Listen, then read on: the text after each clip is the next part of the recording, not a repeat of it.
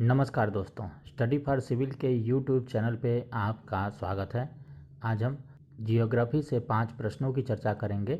यह प्रश्न प्रारंभिक परीक्षा की दृष्टि से महत्वपूर्ण होंगे। तो आइए शुरू करते हैं। पहला प्रश्न, निम्नलिखित कथनों पर विचार कीजिए। पहला, ऊंचाई के साथ तापमान में कमी होने की स्थिति में तापमान का व्युत्क्रमण होता है। दूसरा, सर्दियों की मेघविहीन लंबी रात्रि और शांत वायु व्युत्क्रमण के लिए अनुकूल स्थिति है।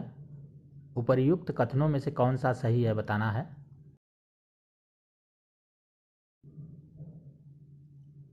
इसका सही उत्तर बी है, केवल 2 सही है। सामान्यतः ऊंचाई के साथ तापमान में कमी होती है, लेकिन जब भूपृष्ठ का तापमान ऊपर की हवा से अधिक ठंडी हो जाए तब इसे तापमान का व्युत्क्रमण कहते हैं।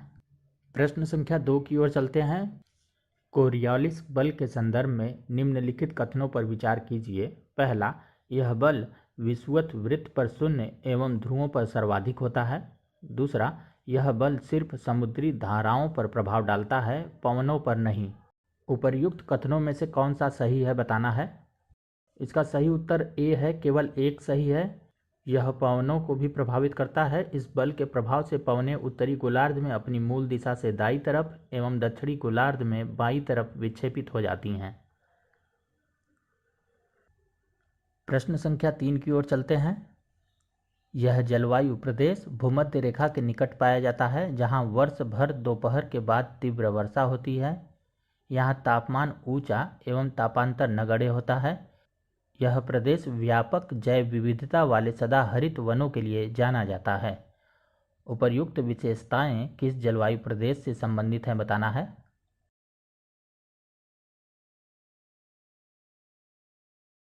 इसका सही उत्तर बी है, उष्णकटिबंधीय आर्द्र जलवायु। आर्द्र जलवायु प्रदेशों में दक्षिणी अमेरिका का अमेजन बेसिन, पश्चिमी विषुवतीय अफ्रीका और दक्षिण पूर्वी एशिया के द्वीप सम्मिलित हैं। इस प्रकार इसका सही उत्तर बी हो जाएगा, उष्णकटिबंधीय आर्द्र जलवायु। प्रश्न संख्या 4 की ओर चलते हैं। महासागरीय जल की लवणता को प्रभावित करने वाले कारकों पर विचार कीजिए। पहला, वाष्पीकरण। दूसरा, वर्षा। तीसरा, नदी जल। चौथा, पवन। पांचवा, महासागरीय धाराएं।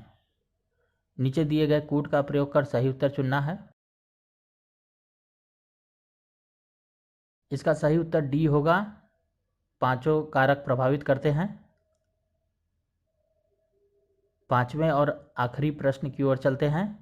उष्णकटिबंधीय चक्रवातों की उत्पत्ति के संबंध में निम्नलिखित में से कौन सी दशाएं आवश्यक हैं। पहला, समुद्री सतह जिसका तापमान 27 डिग्री सेल्सियस से अधिक हो। दूसरा, निम्न दाब का क्षेत्र हो। तीसरा, कोरियोलिस बल का प्रभाव न हो। नीचे दिए गए कूट का प्रयोग कर सही उत्तर चुनना है। इसका सही उत्तर बी है, केवल 1 और 2 सही है। उष्णकटिबंधीय चक्रवातों की उत्पत्ति के लिए कोरियोलिस बल का होना आवश्यक होता है।